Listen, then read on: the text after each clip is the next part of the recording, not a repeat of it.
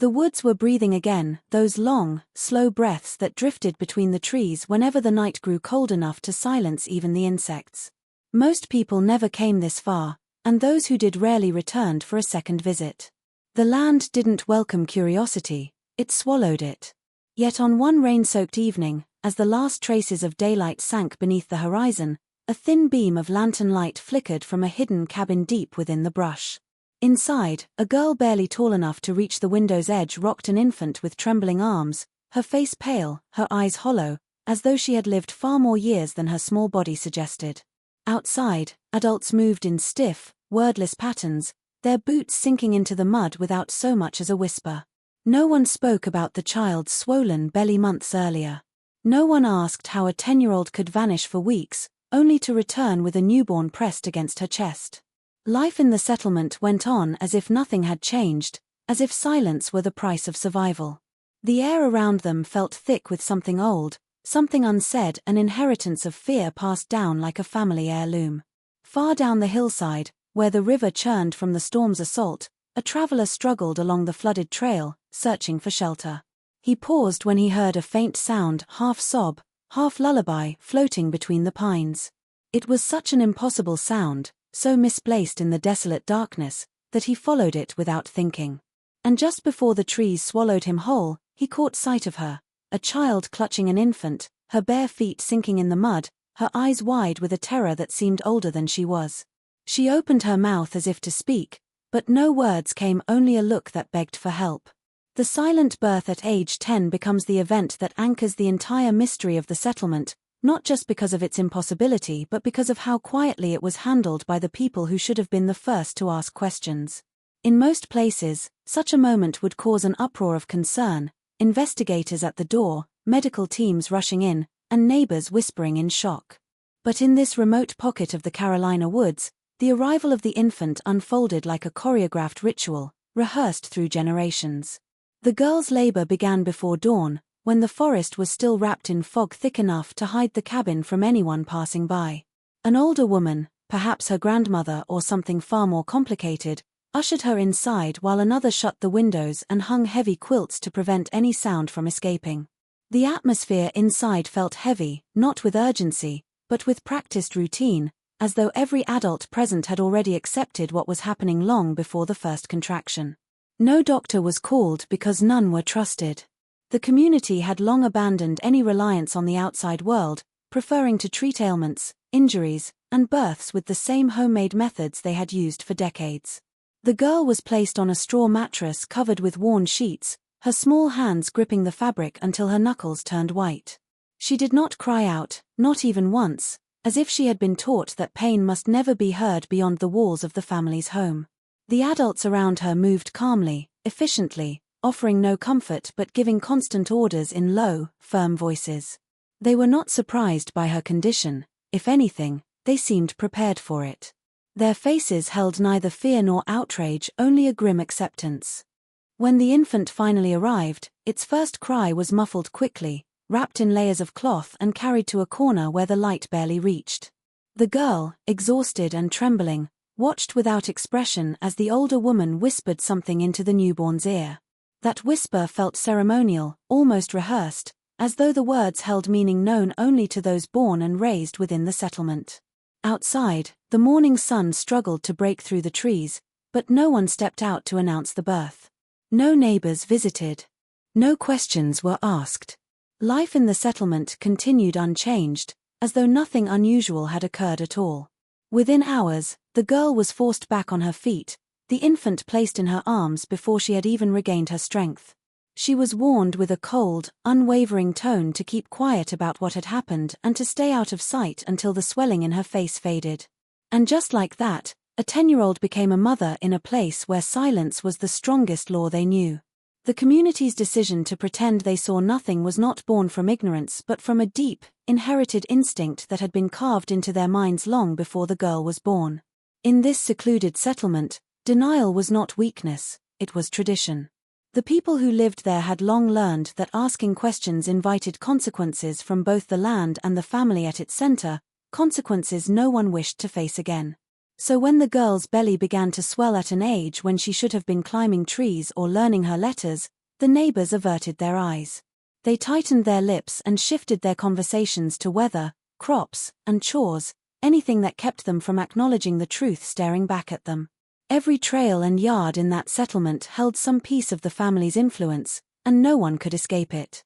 Homes were built close together, not out of friendship but necessity. Each window overlooked another, each porch creaked at night with footsteps moving between houses, and privacy was a luxury no one possessed. Yet even with their proximity, not a single person offered help to the girl or asked who had been responsible for her condition. The adults went about their daily routines with the same mechanical motions they used for harvesting crops and feeding livestock, their expressions blank, their eyes fixed only on what lay directly ahead. They knew the rules of survival in the woods: mind your own blood, mind your own business, and never challenge the authority that kept the community standing, no matter how twisted that authority became.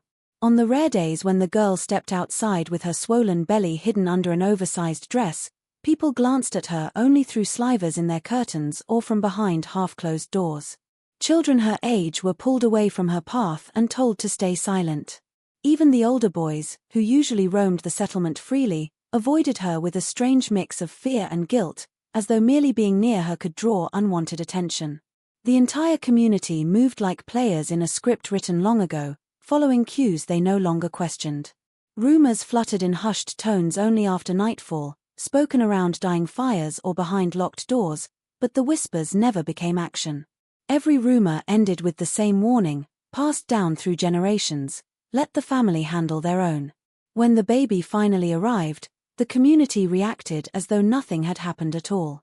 They greeted the following morning with the usual chores, their boots crunching over the frosted ground, their faces unreadable. No one visited the cabin. No one checked on the girl. They kept their distance with the same iron discipline they used to keep outsiders away from their settlement. And in that shared silence, they convinced themselves that ignorance was safety, that pretending not to see was the only way to avoid being swallowed by whatever darkness lived in those woods. The storm that swept across the Carolina woods felt less like weather and more like a warning. Trees bent under the weight of the wind, branches snapped like brittle bones, and the dirt roads leading in and out of the settlement washed into dark, rushing streams that swallowed anything unlucky enough to be caught on them. Power lines flickered once before dying completely, plunging the region into the kind of darkness that made even seasoned locals uneasy. It was in the midst of this chaos that an outsider, a traveler who had taken a wrong turn hours earlier, found himself trapped along the flooded trail. With his car half submerged and the rain pounding against the windshield like fists, he had no choice but to abandon the vehicle and search for shelter on foot. He moved slowly, pushing between soaked branches as the forest groaned under the weight of the storm. The air smelled of wet earth and decay, and every distant crack sounded like something heavy collapsing deeper within the woods. He had no idea where he was heading, he only followed the faintest glimmer of light he thought he'd seen between the trees. At first, he assumed it was his imagination, rain playing tricks on his tired mind. But then he saw it again, something small, unsteady, almost trembling, like a lantern struggling to stay lit. As he approached, the storm's noise muffled into an eerie hush, as though the forest itself were waiting. The trees grew denser, forming a narrow corridor that guided him toward a clearing. And there, illuminated by the weak glow of a lantern hanging from a crooked post, was a settlement he hadn't known existed. The buildings were worn and sunken, as if the earth were trying to reclaim them. Smoke drifted from a single chimney, but not a single person moved outside, despite the storm's destruction all around them. He took a hesitant step toward the closest cabin when a sound drifted through the rain, a soft, wavering cry. At first he thought it was an animal, maybe something injured by the storm, but as he drew closer, the noise sharpened into something unmistakably human. He rounded the side of the cabin and froze. Standing barefoot in mud that nearly swallowed her ankles was a young girl, no older than 10, clutching a tiny infant wrapped in tattered cloth. She stared at him with wide, frantic eyes, her hair plastered to her face, her body shaking violently from the cold. The sight was so unnatural, so impossible in such an isolated place, that he felt the air catch in his lungs. Before he could speak, the girl's gaze darted over his shoulder, her expression shifting from fear to absolute dread. A lantern flared behind her, casting long shadows across the mud, and the traveler suddenly understood that whatever storm he had been trying to escape was nothing compared to the one waiting in the darkness of that settlement. The moment the outsider met the girl's eyes, he felt a strange chill that had nothing to do with the storm soaking his clothes. There was something unsettling in her features, something he couldn't immediately explain. Her face was soft and childlike, yet her eyes carried an aged heaviness, as though she had lived years that had never truly belonged to her. It wasn't just fear he saw in them, it was familiarity with pain, with secrecy, with a life that had been predetermined long before she understood what it meant to choose anything at all. As the lantern light trembled behind her, the outsider noticed something else. The girl's eyes, nose, and jawline mirrored those of the adults he glimpsed moving in the shadows near the cabins. Not similar in the casual way that neighbors resemble one another, but almost identical, like repetitions of the same face stamped onto different bodies. The infant she held had that same unnerving resemblance, a tiny bundle of soft skin and trembling breaths whose features reflected not just hers but those of the settlement's older men and women.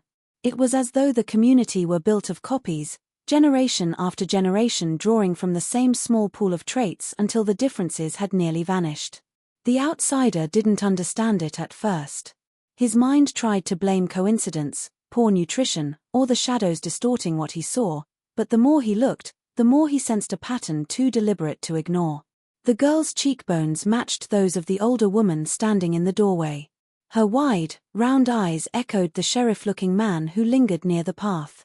Even her trembling lower lip, the way it curled slightly inward, was identical to the man who stepped forward with a stern, warning glare that made the outsider's blood run cold. Yet the strangest resemblance of all was the one he saw when the lantern swung slightly, illuminating the face of a teenage boy standing just beyond the cabin's corner. His expression was blank, unreadable, but his features matched the girl's so closely they could have been twins, except his posture held a rigid authority, while hers reflected only fear and exhaustion. The outsider realized then that the settlement wasn't merely remote, it was trapped in a closed circle of its own making, a place where the same lineage repeated itself over and over until individuality blurred into something unsettling and unnatural. What disturbed him most was the look the girl gave him, a look that silently begged him to notice the resemblance he couldn't unsee.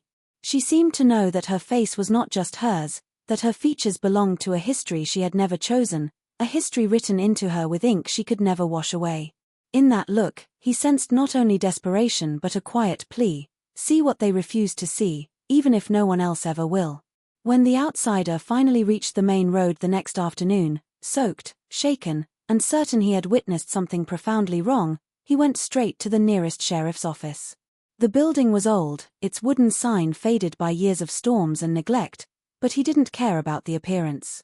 He needed help, someone with authority, someone who would understand the urgency in his voice. He explained everything he had seen: the girl barefoot in the mud, her small arms clutching the infant, the eerie silence of the settlement, the identical features shared by nearly everyone he glimpsed through the storm. He spoke quickly, breathlessly, expecting the sheriff to interrupt at any moment with concern, questions, or a promise to send immediate assistance. But the sheriff didn't interrupt. He didn't even shift in his seat. Instead, the sheriff leaned back slowly, his tired eyes narrowing in a way that made the outsider's stomach twist. There was no surprise in his expression, no alarm, only a deep, weathered weariness that suggested he had heard versions of this story before, or worse, that he already knew exactly what the outsider had encountered. He folded his hands across his chest and listened, not with curiosity, but with the patience of someone waiting for a conversation he'd rather avoid to end. When the outsider finished, expecting urgency, the sheriff exhaled long and low, as though the storm in the woods had followed the outsider right into the small office. The sheriff spoke calmly, almost too calmly, choosing each word with unsettling precision. He said the settlement was old land, and that the people there didn't take kindly to visitors poking around. He insisted the outsider had probably misunderstood what he saw. Maybe the child wasn't as young as she looked, maybe the infant wasn't hers, maybe the storm's chaos had twisted his perception. The outsider tried to argue, but the sheriff cut him off with a firm stare that carried something colder than indifference. It carried warning. Real, unmistakable warning. Then, in a tone so flat it felt rehearsed, the sheriff told him that some places in the county run on their own rules, and that law enforcement kept its distance for the sake of peace. He advised the outsider to get his car out of the ditch, head back home, and forget about the girl, the infant, and the settlement entirely. When the outsider refused to back down, insisting that a child was in danger, the sheriff's patience cracked. His eyes hardened, and he leaned in close, his voice dropping to a whisper sharp enough to slice through the air. He warned that meddling in the woods never ended well, not for the people who lived there, and certainly not for the people who tried to expose them. The outsider left the office with the sheriff's threat echoing in his ears, realizing that the silence protecting the settlement extended far beyond the trees, and that the very person sworn to uphold the law had become its most steadfast guardian. The outsider, still shaken by the sheriff's strange indifference, grew even more determined to uncover who the girl was and why no one seemed willing to help her. If the law wouldn't intervene, he would have to gather proof on his own. The first step, he believed, was simple: find her name. Without a name, she was just a ghost wandering the woods, easy for the sheriff to dismiss, easy for the settlement to hide, easy for the world to forget. So he began with the nearest school, a squat brick building miles from the forest's edge, where local children were required by law to be enrolled. Surely, he thought, a girl of about 10 would appear somewhere in their records. But when he approached the front desk and described her, the administrator frowned politely, typing half-heartedly into the computer before shaking her head. No student matched that description. No girl of that age lived in the area with the surname he believed he'd overheard. No child from any woodland settlement had been enrolled in years. Unsatisfied, he requested older paper files, insisting that perhaps she had attended briefly before disappearing. The staff retrieved dusty boxes stacked in a back storage room, their labels faded and edges curled with age. He combed through class lists, attendance logs, emergency contacts, and teacher notes, flipping through page after page of names, but hers was nowhere. It was as if she had never been born, much less existed long enough to be a student. The administrator grew uneasy, suggesting maybe the girl belonged to a group that homeschooled their children or lived off-grid. But even homeschooling families were required to report basic information to the district, and there were no filings from the settlement, not now, not ever. The outsider expanded his search, visiting the local clinic next. Medical records, birth certificates, immunizations, anything that might offer a trace of her existence. But the clinic staff told similar stories. They had no records of a 10-year-old girl living in the woods, no recorded births from the settlement in decades, and no medical files tied to any of the surnames historically associated with that area. The outsider checked county birth records next, hoping to find something official, but again he hit a wall. The settlement was a blank space in the system, an entire community living without documentation, as though they had carved themselves out of time and law altogether. What disturbed him most was not just the absence of her name, but the way every attempt to search brought an uncomfortable shift in the room. Clerks lowered their voices. Nurses exchanged brief, nervous glances. A school employee quietly suggested he stop asking questions about those people in the woods. It became clear that the girl wasn't just missing from records, she had been intentionally kept that way, erased by a system that had learned to look the other way. By the time he stepped outside into the cold afternoon air, the outsider understood the depth of the settlement's secrecy. The girl's identity had been swallowed long before he met her, consumed by a silence so thorough it reached into every institution meant to protect children like her. And if her name had been wiped clean from the world, he feared her fate could vanish just as easily. The outsider's search for answers led him deeper into the county's quieter corners, the places where old men sat outside gas stations with coffee cups that seemed permanently glued to their hands and women hung laundry with deliberate slowness while watching strangers out of the corners of their eyes. He learned quickly that the people who lived closest to the woods carried stories in their expressions even when their mouths stayed shut. The moment he mentioned the settlement, conversations died mid-sentence. Someone would clear their throat, someone else would look away, and the outsider would feel that familiar weight of caution settle over him like dust from an old, disturbed attic. Yet beneath the silence lay something far older than fear, something like resignation, as though whatever lived in those woods had existed long before any of them were born and would remain long after they were gone. Eventually, a few of the older locals began speaking in whispers, their voices thin and weathered by secrets they wished they had the strength to forget. They described a family that had rooted itself in those woods over a century ago, long before modern roads or county lines. According to them, this family had always shunned outsiders, preferring to live off the land and within their own circle. Each generation married inward, tightening the bloodline until it became both their shield and their curse. The elders told the outsider about strange births, children who grew up with identical features, and the unsettling tradition of keeping to themselves even when sickness or tragedy swept through. Outsiders who attempted to intervene, they said, rarely found cooperation, and sometimes, they didn't find the settlement again at all. Some locals hinted that the family's secrecy came from an old belief that the woods protected them, that breaking tradition would bring misfortune. Others suggested something darker, that the family's leaders controlled the settlement with quiet but absolute authority, ensuring no one left and no one spoke about what happened beneath the pine canopy. They said there had once been a preacher who tried to help a young mother escape decades earlier, but he vanished after venturing too deep into the trees. His disappearance became just another shadow in a forest already full of them. What struck the outsider most was that every whispered tale circled back to the same warning. The bloodline had been repeating itself for generations, tightening with each marriage, each child, each unbroken rule. The locals spoke of children born with haunting familiarity in their eyes, faces echoing ancestors long dead. They described strange gatherings at night, the flicker of lanterns moving through the woods like restless spirits, and the haunting sound of a woman's cry carried on the wind before being swallowed by the trees. By the end of these conversations, the outsider felt the truth pressing against him like a cold hand. The girl he had found wasn't just part of an isolated community, she was the newest branch on a family tree that had grown in on itself, twisting and folding until its roots strangled the soil beneath it. The settlement wasn't simply hiding something, it was preserving something, guarding it with silence, fear, and a loyalty that had long ago crossed into something far more dangerous.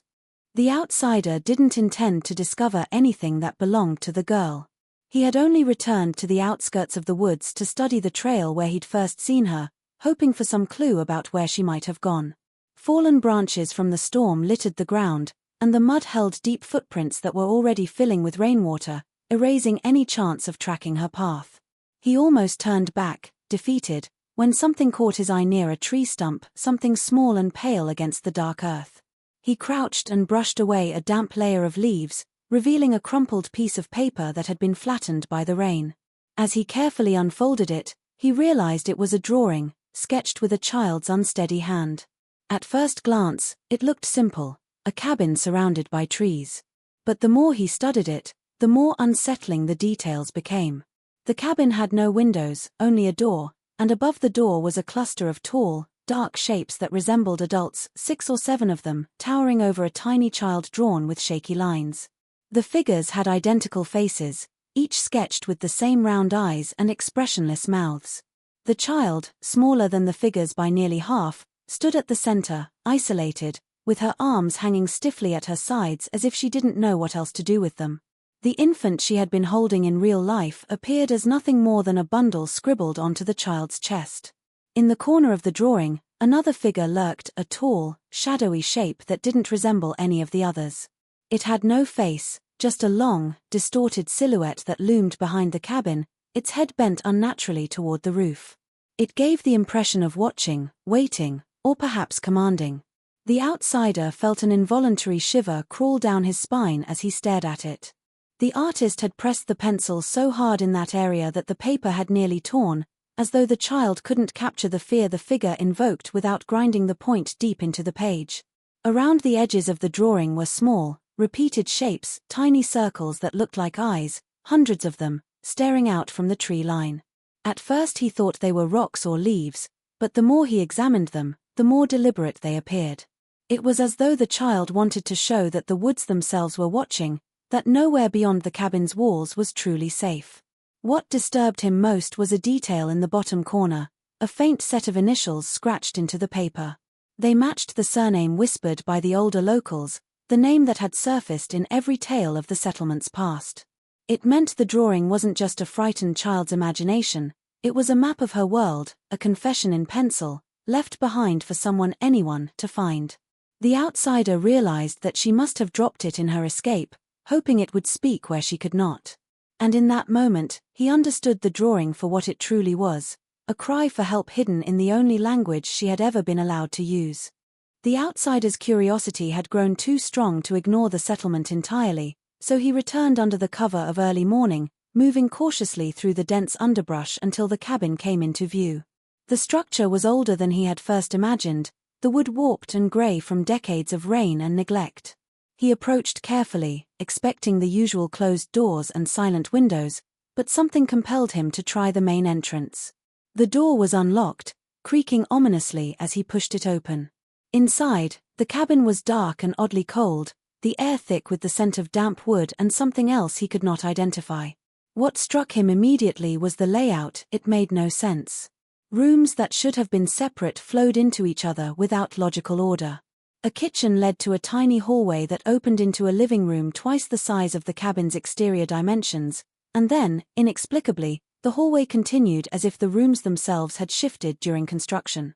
The floorboards sagged in strange places, creating dips and rises that were almost like steps without stairs. As he explored, he noticed scratches on the walls, small but deliberate, almost like tally marks, etched into the wood in repeating sequences.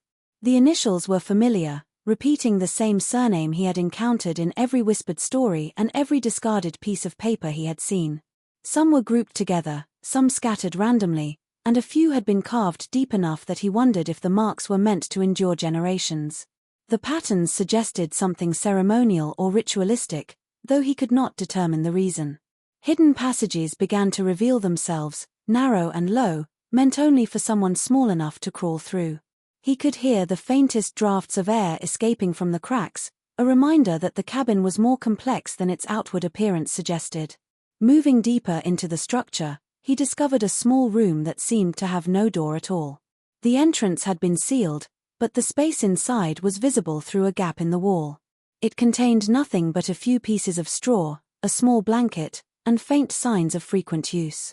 The outsider realized that someone had been living there, or at least being kept there, without anyone outside noticing. It explained the girl's disappearance when he had first approached. She could vanish from one room to another without being seen, her movements masked by the cabin's confusing architecture. Each discovery compounded his unease. The settlement was not just secretive, it was deliberately designed to contain and control.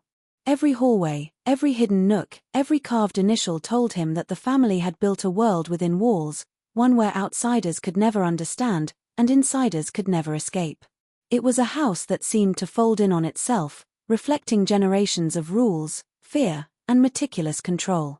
The outsider understood, as he stood in the dim light of the cabin, that the girl's life had been shaped by more than isolation. It had been orchestrated by architecture, tradition, and a family lineage that bent the very space around it to its will, leaving no path to freedom easily found. The disappearance of the girl and her infant struck the outsider with a sudden, cold finality, a force he could neither predict nor prevent. After hours of examining the settlement, the cabin, and the strange patterns carved into the walls, he had thought he might finally understand the rules of the place, its secrecy, its twisted loyalty, its insular control, but the girl's vanishing reminded him that understanding was never enough. One moment she had been there, fragile and trembling, the infant wrapped tightly in her arms, and the next, she was gone, as if the woods themselves had swallowed her whole. He searched the mud around the cabin, the footprints that should have betrayed her path already erased by rain, replaced by only the indifferent cracks of broken branches and puddles that reflected nothing but sky. The trees loomed around him like silent witnesses, their dark trunks hiding the secrets of the settlement, their branches murmuring with a sound that felt more like warning than wind. He called out, his voice hoarse from shouting into the empty space, but only the echo answered him. The faintest flicker of movement in the distance caught his eye, and he sprinted toward it, expecting perhaps to see her huddled in the shelter of another cabin or even a hidden path leading deeper into the forest. But the shadows shifted without pattern, and when he reached the spot, there was nothing, no girl, no infant, no sign that either had ever been there.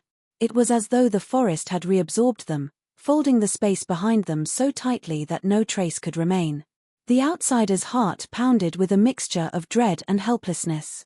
Every instinct told him to keep looking, to chase them through the tangled woods, but another instinct, older, colder, warned him to stop, to recognize that the settlement's rules extended beyond the understanding of anyone outside its bounds.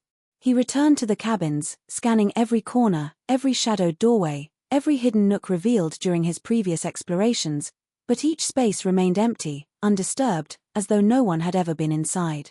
He began asking the few residents he dared approach, but the answers were identical to the ones he had received before: blank stares, cautious whispers, and the ever-present insistence that nothing had changed. When he mentioned the girl, they shook their heads, a practiced denial that carried no hint of emotion. She had never existed, they said, or at least, she did not exist in the world they recognized. The outsider understood then that her disappearance was more than just physical, it was a complete erasure from the settlement's reality. In their eyes, no child could challenge their carefully maintained silence. She had been removed from the world so efficiently that even the forest seemed to deny she had been there, the wind carrying no hint of her cries, the rain washing away the last signs of her existence. And as he stood there, the woods closing in around him, he realized with a creeping horror that the settlement had preserved its secrets with precision far beyond his comprehension, and that the girl and her infant were now as intangible and untouchable as the shadows that hid them from the world forever.